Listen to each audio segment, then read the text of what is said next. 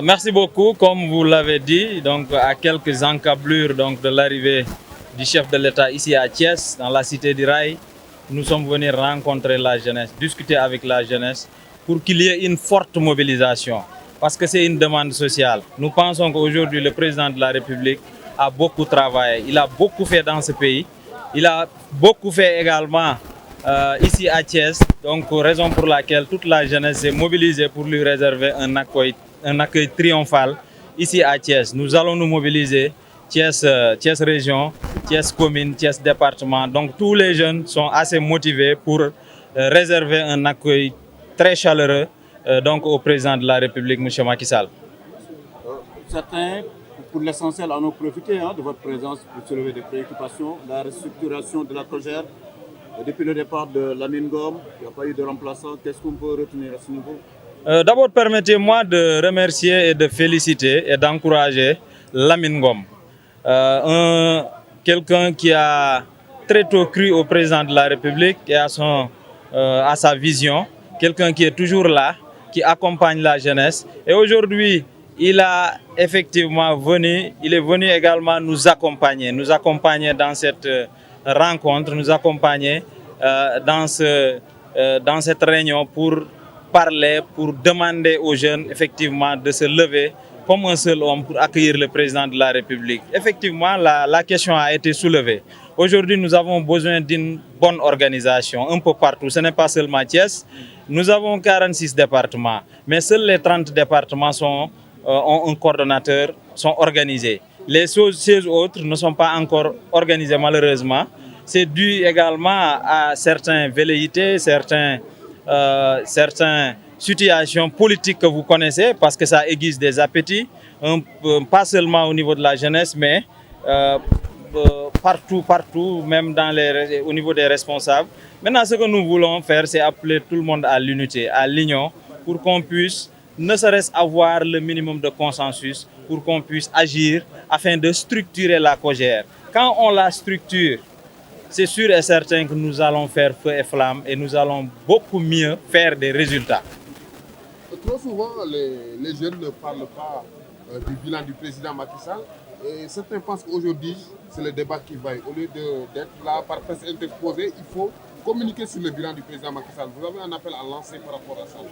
Effectivement, le bilan déjà parle de lui-même, parce que partout où on va, on voit les réalisations du président de la République. Maintenant, ce qui nous intrigue un peu, c'est effectivement le comportement d'une certaine opposition anti-républicaine qui verse dans des manipulations, dans des désinformations et dans des mensonges. Mais le peuple est assez avisé pour comprendre que, effectivement, le président de la République a tout fait pour ce pays. Il a beaucoup travaillé. Et aujourd'hui, le débat du bilan ne se pose pas. Par contre, il dégage, donc les gens de l'opposition dégagent un débat haineux, un débat qui ne doit pas être, en tout cas, alimenté dans notre pays. Parce que ce qui est important, c'est que le président de la République a beaucoup fait, il aime ce pays, il continue effectivement à travailler pour le pays. Est-ce là un piège de l'opposition pour que les jeunes ne parlent pas du bilan? Est-ce qu'il ne faudrait pas éviter ce piège? Dans toutes nos rencontres, nous parlons du bilan du président. Nous essayons également de ramasser tout ce qu'il a fait dans les communes, dans les départements, pour le faire connaître davantage aux populations et davantage à tout le Sénégal. Je pense que les jeunes, effectivement, souvent, il y a des situations politiques un peu précaires, mais cela ne les a pas empêchés, en tout cas, de parler du bilan du président de la République. Ils ont en bandoulière cet engagement de défendre le président de la République. Et aujourd'hui, tu ne peux pas défendre le président de la République sans parler de son bilan. Je considère que les jeunes sont en train de faire le travail, défendre le président de la République partout au Sénégal et particulièrement ici à Thiès. Ce qui est intéressant, encore une fois, c'est que toute la jeunesse est mobilisée comme un seul homme pour réserver un accueil triomphal au chef de l'État le 9 prochain, Inch'Allah, ici à Thiès.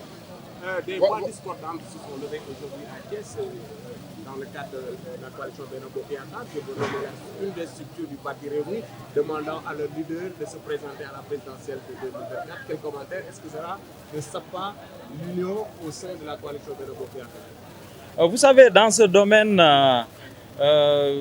c'est très ouvert. Chacun est en train de parler de son leader. C'est très normal que les gens qui sont connus de nulle part parlent de leader pour que peut-être qu'ils soient entendus. Mais nous pensons aujourd'hui que les leaders au niveau du sommet sont assez, en tout cas, avisés pour qu'ils puissent discuter entre eux afin que la base puisse les suivre.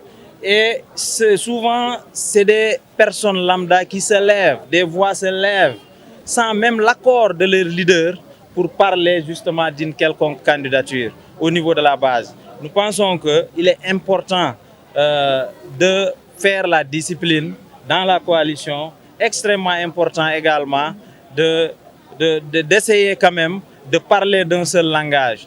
Pensons que le président de la République, dans la coalition Benno Bokk Yakaar, qui ne souffre d'aucune contestation, non seulement dans la coalition Benno Bokk Yakaar, mais également dans la majorité, la grande majorité présidentielle, nous pouvons dire que lui, il peut être candidat de la coalition, candidat de la grande majorité présidentielle, d'autant plus que les textes le lui permettent, d'autant plus également qu'il a beaucoup travaillé dans ce pays.